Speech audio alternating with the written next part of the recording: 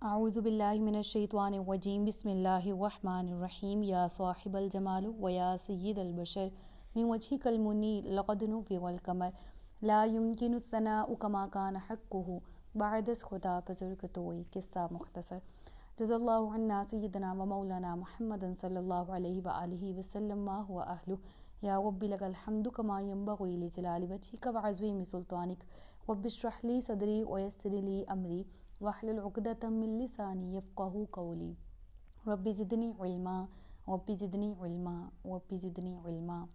السلام علیکم ورحمۃ اللہ وبرکاتہ۔ میں حافظہ افرا جاوید اسلام آپ سب سے مخاطب ہوں اپنے یوٹیوب چینل انفینٹ اسلام میں۔ آپ سب کو خوش آمدید کہتی ہوں۔ امید کرتی ہوں آپ سب خیریت سے ہوں گے، زندگی پرسکون پر اطمینان اور ایمان بالخیر گزر رہی ہوگی۔ سورۃ الاعراف اردو ترجمہ و تفسیر، اس کی آیت نمبر 171 تک ہم گزشتہ اسباق میں پڑھ چکے۔ آج کے سبق میں ہم سورۃ الاعراف کی آیت نمبر 172 سے باقاعدہ آغاز کر رہے ہیں، جس میں عہد الست کا ذکر ہے۔ اور عہد الست اس کو کیوں کہا جاتا ہے، اور ہم قرآن کریم میں پہلے بھی پڑھتے آ رہے ہیں اور آئندہ بھی ہم اس کا ذکر پڑھتے آئیں گے، لیکن بہت مقامات پر ہم یہی پڑھیں گے کہ اس عہد الست کا ذکر سورۃ الاعراف میں تفصیل سے گزر چکا ہے۔ تو وہ تفصیل یہیں پر میں بیان کروں گی تاکہ آپ کا کنسیپٹ یہیں پر کلیئر ہو جائے اور آگے جا کے کسی بھی قسم کی کنفیوژن نہ ہو۔ تو دیکھیے، ہمارے ذہنوں میں اکثر سوال اٹھتے ہیں کہ اللہ تبارک و تعالیٰ چاہتا تو سب مومن ہوتے، اللہ چاہتا تو کوئی بھی کافر نہ ہوتا، تو دنیا میں کوئی اگر کافر ہے، کافر گھرانے میں پیدا ہوا، کافر ہی رہا، کافر ہی مر گیا، تو ایسے لوگوں کا کیا انجام ہوگا، اور بروز قیامت ان سے کس طرح کے سوالات کیے جائیں گے، اور کیوں یہ لوگ اللہ تبارک و تعالیٰ کی طرف سے عذاب کے مستحق ٹھہریں گے۔ ساتھ ہی ساتھ دوسری طرف یہ سوال بھی ذہن میں اٹھتا ہے کہ عہد الست میں بیسیکلی ہوا کیا تھا، کس چیز کے بارے میں ذکر ہے، تو اس کو ہم ڈیٹیل میں انشاءاللہ عز و جل پڑھتے ہیں آج کی تفسیر میں۔ وَإِذْ أَخَذَ رَبُّكَ مِن بَنِي آدَمَ مِن ظُهُورِهِمْ ذُرِّيَّتَهُمْ وَأَشْهَدَهُمْ عَلَىٰ أَنفُسِهِمْ، اور اے محبوب یاد کرو جب تمہارے رب نے اولاد آدم کی پشت سے ان کی نسل نکالی اور انہیں خود ان پر گواہ بنایا اور فرمایا کیا میں تمہارا رب نہیں؟ تو سب نے کہا کیوں نہیں، ہم نے گواہی دی۔ اور آیت کے اگلے حصے میں ساتھ ہی ساتھ وجہ بھی بتا دی عہد الست کی اور ان تمام کنفیوژنز کا جواب جو ہمارے ذہنوں میں اکثر اٹھتی ہیں۔ کیا؟ ان تقولوا یوم القیامت انا کنا عن ھذا غافلین، یہ اس لیے ہوا تاکہ تم قیامت کے دن یہی نہ کہو کہ ہمیں اس کی خبر نہ تھی۔ کس کی؟ اب اس کے بارے میں ڈیٹیل پڑھتے ہیں۔ یہ عہد کہاں لیا گیا تھا؟ ہمارے ذہن میں اکثر سوال اٹھتا ہے بروز قیامت جب ہم اٹھائے جائیں گے تو میدان عرفات میں، جس کا نام ایک اور نام وادی نعمان بھی ہے، وہاں پر اکٹھے کیے جائیں گے، تو پھر وہیں سے اوپر حشر کی طرف اٹھائے جائیں گے۔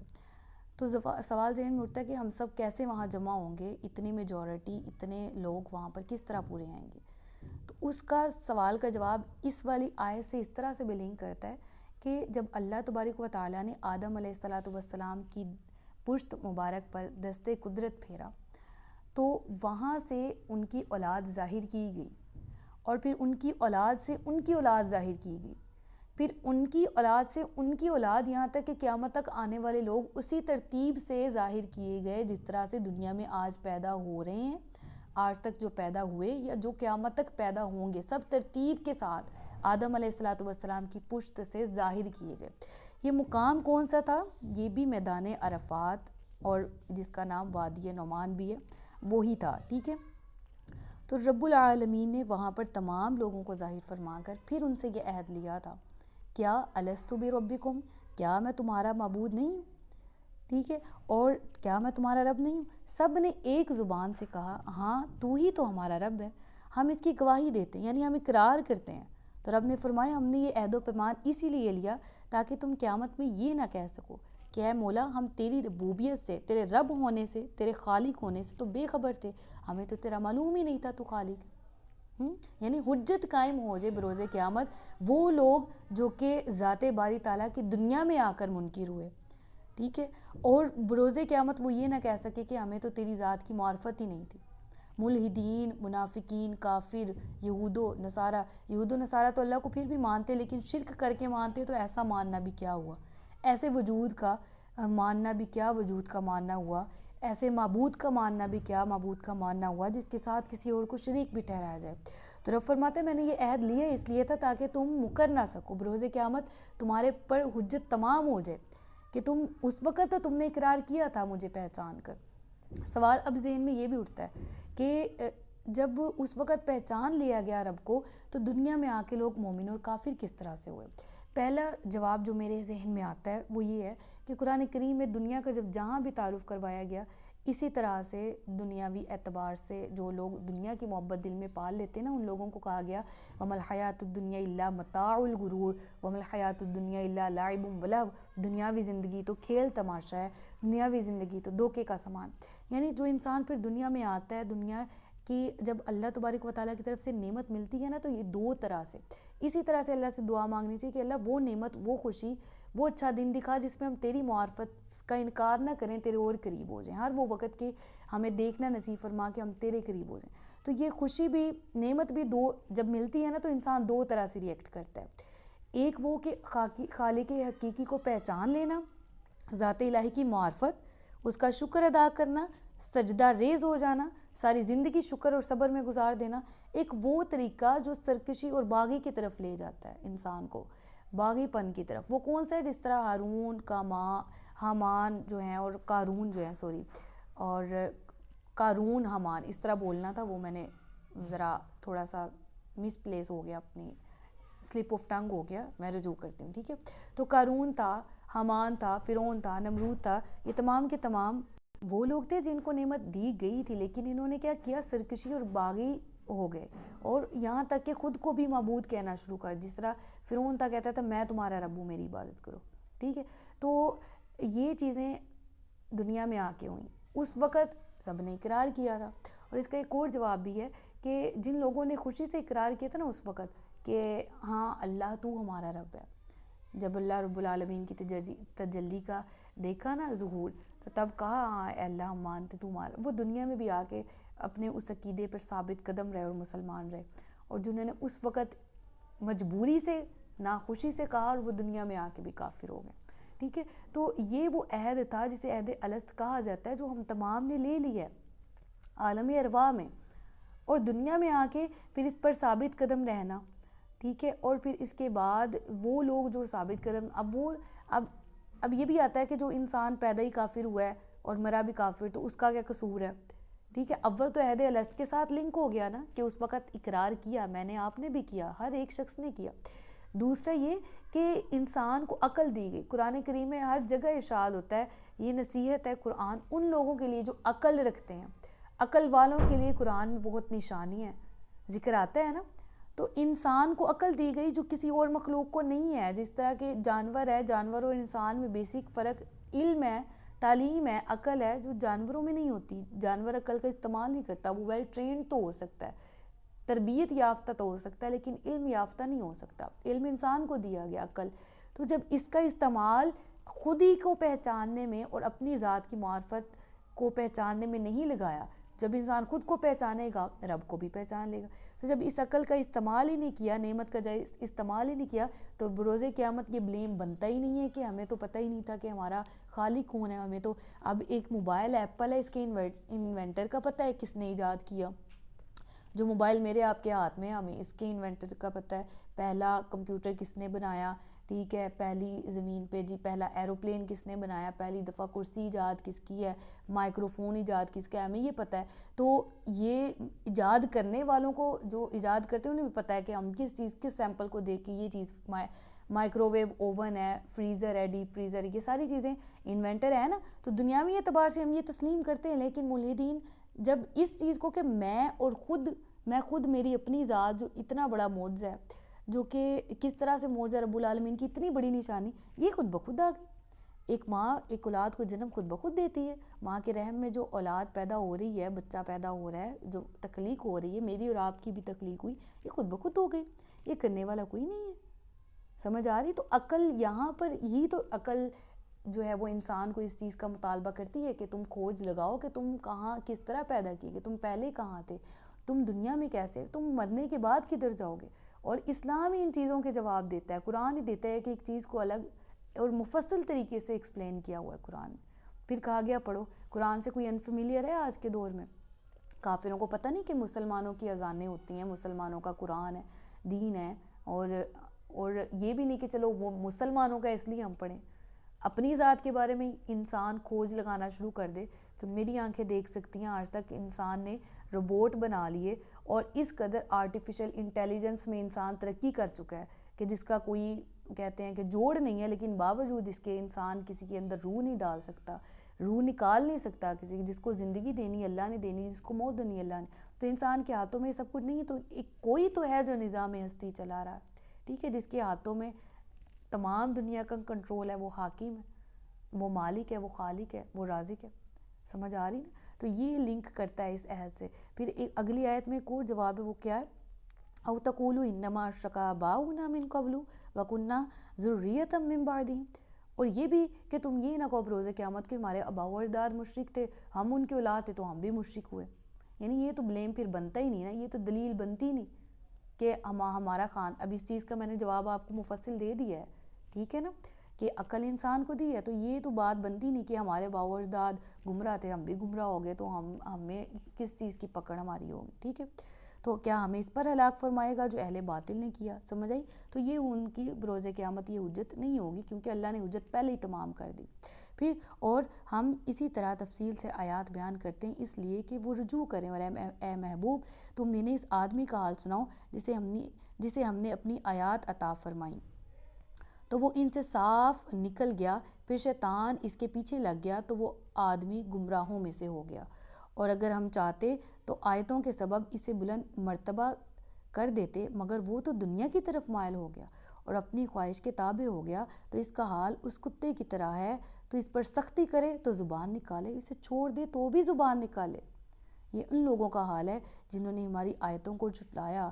تو تم یہ واقعات بیان کر دو تاکہ غور و فکر کریں. کتنی بری مثال ہے ان لوگوں کی جنہوں نے ہماری آیتوں کو جھٹلایا اور وہ اپنی جانوں پر ظلم کرتے تھے. جسے اللہ ہدایت دے تو وہی ہدایت یافتہ ہوتا ہے, جسے اللہ گمراہ کر دے تو وہی نقصان اٹھانے والوں میں سے ہے. اب یہاں پر کس چیز کا ذکر ہے؟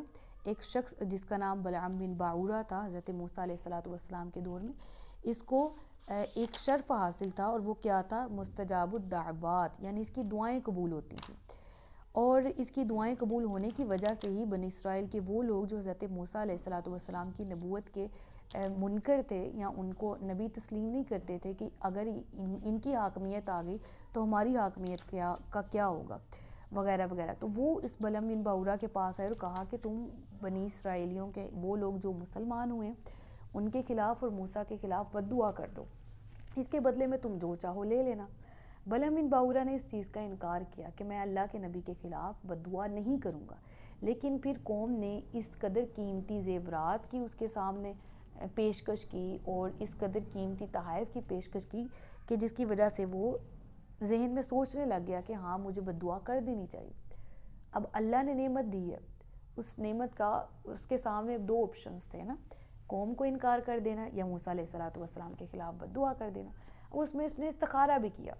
استخارے میں بھی اس کو اسی بات کا اشارہ ملیا کہ یہ تم کام غلط کرو گے اگر تم بد دعا کرتے, تم بد دعا نہ کرنا.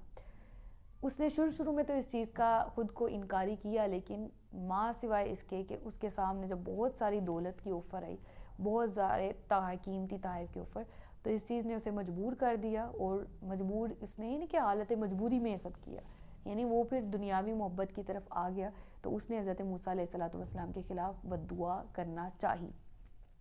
جب وہ بد دعا کرنے پر آمادہ ہوا نا, تو وہ ہاتھ اٹھاتا تھا, حضرت موسیٰ علیہ السلام کا نام لیتا تھا, تو اس کی زبان پر حضرت موسیٰ کا نام ہی نہیں آتا تھا کہ وہ بد دعا کر سکے, ٹھیک ہے. اور جب وہ اس کی قوم کا مسلمانوں کا نام لیتا نا حضرت موسیٰ علیہ السلام پر جو ایمان لائے تھے, اللہ پر ایمان, ان قوم کا نام لیتا بنی اسرائیل کے مومنین کا, تو اس کی اپنی قوم کے خلاف اس کے منہ سے بد دعا نکل جاتی. تو قوم کے لوگ کہتے ہیں کہ تم کیا کر رہے ہو, ہم نے تمہیں اس چیز کے پیسے دیے, تم ہمارے لیے بد دعا کر رہے ہو. تو ایسے میں وہ کہتا ہے کہ میرے بس میں ہے ہی نہیں, میری تو اپنی زبان میرے قابو سے باہر ہے, اور مجھے خود سمجھ نہیں آ رہا میرے ساتھ کیا ہونے لگا ہے اور کیا ہو رہا ہے. تو اس کی سزا یہ تھی کہ اللہ نے اپنے نبی کا نام مبارک اس کی گندی زبان پر آنے نہیں دیا بد دعا کے لیے, اس لیے کہ پہلے تمہیں اس قدر معرفت، اس قدر علم، اس قدر مرتبہ کہ تم درویش تھے بنی اسرائیل کے، اور تم نے کس قدر دنیاوی، اب سمجھ آ رہی وہ پہلی آیت کی تفسیر کی جو ہم نے گزشتہ رکوع میں بھی پڑھا، دنیاوی اعتبار سے دنیاوی محبت جس کے دل میں بیٹھ جائے، پھر وہ پہلے گناہوں کی طرف آتا ہے، پھر ذات باری تعالیٰ کا بھی منکر ہو جاتا ہے، پھر بروز قیامت کہے گا ہمیں تو پتہ نہیں تھا تیری ذات کا، تو اللہ فرماتا ہے یہ تو دلیل ہی نہیں ہوگی کوئی. سمجھ آ رہی نا، بعہد الگ سے اس کو کاؤنٹ کریں، اس کے سامنے تھا سارا، اب اس کو اتنی اس قدر نیکی کی وجہ سے بلند مرتبہ ملا، اور اس نے حابطت اعمالہم، وہ آیت پہ اپلائی ہوتا ہے نا اس پہ بھی کہ ان کے اعمال برباد ہو گئے. اب اس کے کس طرح سے ہوئے کہ نیکی کی وجہ سے جو اسے شرف ملا تھا وہ اسے چھین بھی لیا گیا، اور اس کی زبان جو اس وقت لٹک کے اس کے سینے پر آ گئی، اور کتوں کی حالت اس کی ہو گئی، کتوں کی طرح، اور اس کا انجام دنیا میں بھی برا ہوا نا، زبان لٹک گئی، آخرت میں بھی یہ کتے کی حالت میں، کتے کی شکل میں جہنم میں ڈال دیا جائے گا، استغفر اللہ. اور دوسری طرف روایات آتی ہیں اصحاب الکہف کا جو کتا ہے نا، جو اصحاب کہف کے ساتھ غار میں تھا، وَقَلْبُهُمْ ذِرَاعِهِ باسط ذراعیہ بالوسید، ٹھیک ہے، یہ اس طرح سے ہے. تو اس کا ذکر قرآن میں آتا ہے سورۃ الکہف میں بھی، ٹھیک ہے، تو وہاں پر بھی اس کا ذکر ہے نا، تو اس کو نسبت کس سے تھی؟ اصحاب کہف سے، اللہ کے نیک لوگوں سے، اہل ایمان سے. تو روایت میں آتا ہے کہ وہ انسان کے روپ میں جنت میں چلا جائے گا وہ کتا، اور جبکہ یہ بلم من باورا، اس نے برا کیا تو یہ کتے کے روپ میں جہنم میں جائے گا. تو معلوم یہ ہوا کہ استغفر اللہ، جس طرح اس نے اب اس کتے اصحاب کہف کے کتے کی اگر مثال لیں تو اس کی نیک لوگوں سے نسبت تھی، تو وہ اس نسبت کی وجہ سے جنت میں جا رہا ہے. تو ہم اگر نسبت رکھیں محمد مصطفیٰ سے، ہم نسبت رکھیں اللہ کے ولیوں سے، ہم نسبت رکھیں اللہ کے ولیوں سے محبت کریں، ان کے اسوہ پر چلنے کی کوشش کریں، اللہ کے انبیاء کے سنت پر، ان کے طریقوں پر چلنے کی کوشش کریں، ان سے محبت کا اظہار کریں نعت کی صورت میں، حدیث پر عمل کی صورت میں، سنت پر عمل کی صورت میں، تو ہمارے لیے اس پاک، اس بہترین نسبت کی وجہ سے کیا جنت نہیں ہوگی؟ بالکل ہوگی. اللہ تبارک و تعالی ہمیں بھی اہل جنت بنائے، جنت کا مستحق بنائے، آمین. اور بے شک ہم نے جہنم کے لیے بہت سے جنات اور انسان پیدا کیے ہیں، ان کے ایسے دل ہیں جن کے ذریعے وہ سمجھتے نہیں. اب اس آیت کی تفسیر کے بارے میں ذرا دل کی آنکھوں سے کھول کے اس آیت کی تفسیر کو سمجھے گا. بہت سے علماء ہیں جو اس آیت کی تفسیر کو بیان کرتے ہیں، اور تمام کے تمام قابل ادب ہیں، لیکن گزشتہ دنوں میں نے ایک خود کو عالم کہنے والے شخص کی، ہوگا ان کے پاس علم بھی، لیکن ان کی جو تفسیر کے بارے میں نے جب تفسیر سنی، شارٹ کلپ میں تھی، تو میں نے باقاعدہ اس آیت کی تفسیر کو دوبارہ پڑھا ہوا تھا پہلے، لیکن دوبارہ پڑھا، ترجمہ پڑھا، تفسیر پڑھی، سیکھی سمجھی کہ یہ جو پوائنٹ نکال رہے ہیں یہ کسی صورت میں اس کی کوئی صورت نکلتی ہے اس کو درست کہنے کی. وہ پوائنٹ کیا نکال رہے تھے کہ اللہ نے انسانوں اور جنات میں سے بہت سے لوگ ایسے پیدا کیے جو پیدا ہی جہنم کے لیے کیے گئے. اب دیکھا جائے اس تفسیر کے مطابق تو ذات باری تعالیٰ کی طرف ظلم کی نسبت کی جا رہی کہ اللہ نے بہت سے لوگوں کو اسی لیے پیدا کیا کہ وہ جہنم میں ڈالے جائیں. اب عہد الست کی جس کو ڈیٹیل جو اس رکوع کے بالکل آغاز میں بیان ہوا ہے، اس کی ڈیٹیل جس کو معلوم ہو گئی وہ اس آیت کی تفسیر کو آٹومیٹیکلی سمجھ سکتا ہے. عہد الست کیا ہے کہ اللہ تبارک و تعالیٰ کی ذات کا اقرار، دنیا میں آ کے انکار کیا تو اپنے عذاب کو وہ بھگتیں گے. تو یہ کہہ دینا کہ اللہ نے پیدا اس لیے کیا ہے کہ یہ کافر ہی پیدا اور کافر ہی مرے، تو نعوذ باللہ یہ تو ذات باری تعالیٰ کی طرف جو ہے ظلم کی نسبت ہے، جو کہ ہمیں دائرہ اسلام میں بھی داخل رہنے کی اجازت دیتی ہے کہ نہیں دیتی. رب فرماتا ہے کہ کیوں یہ لوگ جہنمی ہیں، وجہ بھی اس آیت میں بتا دی گئی. یہ نہیں کہا کہ اللہ، اب اس ترجمے کا یہ معنی بالکل نہ نکالا جائے اللہ نے ان کو پیدا ہی اس لیے کیا. اب نعوذ باللہ ہمیں اپنے خاتمے کا نہیں پتہ، تو اگر نعوذ باللہ ثم نعوذ باللہ ہم میں سے کسی کا خاتمہ ایمان بالخیر نہیں ہوتا تو ہم کہیں کہ ہم تو پیدا اس لیے کیے گئے تھے کہ ہم ایمان پہ نہ مرتے. نعوذ باللہ بالکل بھی ایسا نہیں نا. تو ہم کیوں اللہ کی ذات کے بارے میں وہ بات کہتے ہیں یا کہنے کی کوشش کرتے ہیں جو اللہ نے نہیں کہی. اللہ ہمیں اس طرح کی فتنوں سے، اس طرح کی تفسیروں سے بچنے کی توفیق دے جو اپنی عقل کے مطابق ہی کوئی فیصلہ نکال لیتے قرآن کی آیات سے. اللہ نے جواب بھی آیت کا ساتھ میں دیا کہ ان کو کیوں جہنم میں ڈالا جائے گا، کیونکہ یہ لوگ ترجمہ پڑھ لیتے ہیں پھر تفسیر، بلکہ ترجمہ آپ پڑھیں گے تفسیر آپ کے سامنے خود بخود آ جائے گی، اس لیے کہ ان کے دل ایسے ہیں جن کے ذریعے وہ سمجھتے نہیں ہیں، اور ان کی ایسی آنکھیں ہیں جن کے ذریعے وہ دیکھتے نہیں، اور ان کے ایسے کان ہیں جن کے ذریعے وہ سنتے نہیں. یہ لوگ جانوروں کی طرح ہیں بلکہ اس سے بھی زیادہ بھٹکے ہوئے یہی لوگ غفلت میں پڑے ہوئے. یعنی سمن بکمن عمی فہم لا یرجعون قرآن میں آیا نا. اور اللہ فرماتا ہے ان کی مثال جانوروں کی طرح. اب جانور میں انسان میں فرق کیا؟ عقل دی ہے، فیصلہ کرو. اللہ ہے، اللہ موجود، پیدا کرنے والا ہے، اور پیدا کرنے والی ذات موجود ہے جس نے ہمیں، مجھے، آپ کو، ہم سب کو، کائنات کو، پوری کائنات کو، زمین و آسمان، کرسی، عرش، بلندیاں، تمام چیزیں، سمندر، دریا، پہاڑ اللہ نے پیدا کیا. جس کے پاس آنکھ ہے وہ دیکھ رہا ہے لیکن دیکھ کر فائدہ حاصل نہیں کر رہا. اللہ فرماتا ہے وہ بھی جانوروں سے بھی بدتر. جس کے پاس قوت سماعت ہے لیکن وہ اس کا جائز فائدہ نہیں اٹھا رہا، وہ بھی جانوروں سے بدتر. جس کے پاس دل ہے وہ دل میں قرآن نہیں اتارا، اسلام نہیں، اللہ کی محبت نہیں اتارا، معرفت الہی نہیں اتارا، نہ اپنی پہچان، نہ اپنے رب کی، اپنے پیدا کرنے والے کی پہچان، وہ بھی جانور سے بدتر. تو فیصلہ کریں میری اور آپ کی زندگی کس طرح سے گزر رہی ہے اور کس طرح ہم اپنی زندگی گزار رہے ہیں، ہم کس فہرست میں شامل ہیں. اللہ تبارک و تعالیٰ ہم سب کو اپنی قوت سماعت، قوت بصارت، جتنی بھی نعمتیں ہمیں دی گئی ہیں ان کی حفاظت کرنے کی، ان کو جائز طریقے سے استعمال کرنے کی توفیق دے. جس طرح نعمت ہے، وہ بلعم باورا کے واقعے سے ہم نے کیا سبق سیکھا؟ نعمت اسے بھی ملی تھی نا. کیا نعمت تھی؟ دعائیں قبول ہو جاتی تھیں. اس قدر لوگ اس سے دور دور سے دعائیں کروانے آتے تھے. تو یہ بھی معلوم ہوا اس واقعے سے، اگر پیچھے پاسٹ کی طرف جائیں، کہ کسی اللہ کے نیک بندے سے دعا کے لیے کہنا بھی جائز ہے، اس سے جا کے دعا کروانا بھی جائز ہے کہ میرے لیے. یہ ہے نا کہ اللہ سے ڈائریکٹ دعا کرنا بھی افضل ہے، کریں، لیکن کسی نیک بندے سے کہنا کیونکہ اس کی نیکی کی وجہ سے وہ مستجاب الدعوات ہوتا ہے، یہ بھی جائز ہے. جس طرح لوگ حضرت موسیٰ کے دور میں بلعم کے پاس جاتے، اب اس نے اس نعمت کی ناشکری اور ناجائز طریقے سے استعمال کرنا چاہا، زبان ہی لٹک کے باہر آ گئی. اللہ نے اجازت نہیں دی کہ میرے نبی کے بارے میں تو اس طرح کے الفاظ نکال. تو یہ نعمت کا دوسرا ذریعہ آج کے دور میں میرے آپ کے ہاتھ میں، جس کے ذریعے میں ریکارڈ کر رہی ہوں، وہ موبائل ہے، وہ مائکرو فون ہے. جس کے ذریعے آپ سن رہے ہیں وہ بھی موبائل ہے، وہ LED ہے، LCD ہے، وہ کمپیوٹر ہے، کوئی بھی چیز ہے. اس کا جائز استعمال ہم پر فرض ہے، ہم نے کرنا ہے. اس کا ناجائز استعمال ہمیں کس طرف لے جائے گا، اس چیز کا اندازہ ہمیں آج کی تفسیر سے ہو چکا ہوگا. ٹھیک ہے، اللہ تبارک و تعالیٰ ہمیں اپنی پناہ میں رکھے. وَلِلَّهِ الْأَسْمَاءُ الْحُسْنَىٰ فَادْعُوهُ بِهَا. بہت پیاری آیت ہے، اور اچھے نام اللہ ہی کے لیے ہیں تو ان ناموں سے اس کو پکارو، اور ان لوگوں کو چھوڑ دو جو اس کے ناموں میں حق سے دور ہوتے ہیں.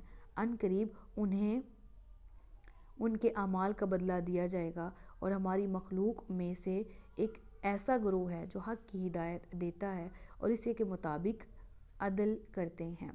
اللہ تبارک و تعالیٰ اس آیت کے ابتدائی حصے میں، اور ساتھ دوسری آیت ہے، وہ آخری آیت، آیت نمبر 181 جو اس رکوع کی ہے، جہاں پر رکوع مکمل ہو رہا ہے، اللہ اس چیز کی تلقین ابتدائی حصے میں کیا کہ میرے لیے اچھے اچھے نام ہیں، میرے اچھے ناموں سے مجھ کو پکارو. اللہ نے اپنا تعارف قرآن میں جن ناموں سے کروایا ہے ان ناموں سے اس کو پکاریں. ذہن میں وسوسہ آتا ہے، رحمان ہے، رحیم ہے، اور بلا شبہ اچھے ناموں سے ہی پکارا جائے. اگر ہم کہیں گے یا قہارو یا قہارو یا قہارو، تو کیا ہم اس سے اس کا قہر مانگ رہے ہیں؟ نہیں نا. تو ہمیں رحم چاہیے تو یا رحمانو یا رحیمو پکاریے نا. لیکن یا قہارو یا جبارو کہنا کیا ناجائز ہے؟ بالکل ناجائز نہیں، کیونکہ یا قہارو بھی اللہ کی ذات کو سوٹ کرتا ہے، یا متکبرو بھی اللہ کی شان کے لائق ہے. یہ ہمارے شان کے، ہمارے لیے لائق نہیں ہے کہ ہم اس طرح کے نام نعوذ باللہ اپنے لیے استعمال کریں. متکبر اپنے آپ کو کہنا اللہ نے منع فرمایا، لیکن اللہ کی شان ربوبیت کو یہ نام بھی سوٹ کرتے ہیں. تو بہترین ناموں سے اللہ کو پکارا جائے، اللہ تبارک و تعالیٰ کو یہ پسند ہے. تو جو اللہ کے بہترین ناموں پر اپنے بچوں کے نام رکھیں، یہ بھی اللہ تبارک و تعالیٰ کو پسند ہے. اللہ کسی بھی نام کے ساتھ جڑا ہو، جیسے عبداللہ ہے، یا اللہ کی صفاتی نام ہے، جس طرح کہہ لیں کہ عبد الرحمن ہے، عبد الہادی ہے. ان ناموں سے پکار، اللہ سے ہدایت مانگنی یا ہادی ہو پکارے، اللہ سے نور بصارت مانگنا ہے، جس سے ہمارے سامنے ہر چیز عیاں ہو جائے، ہم اس نور بصارت سے بہترین اور بدترین کا فیصلہ کر سکیں. تو ہمیں اللہ کو یا نورو پکارنا چاہیے. ہمیں اللہ تبارک و تعالیٰ سے شفا درکار ہے تو یا شافعو پکارنا چاہیے. تو اس طرح اللہ کے تمام اچھے نام ہیں، اسی سے اللہ کو پکارنے کی تلقین و ترغیب کی گئی۔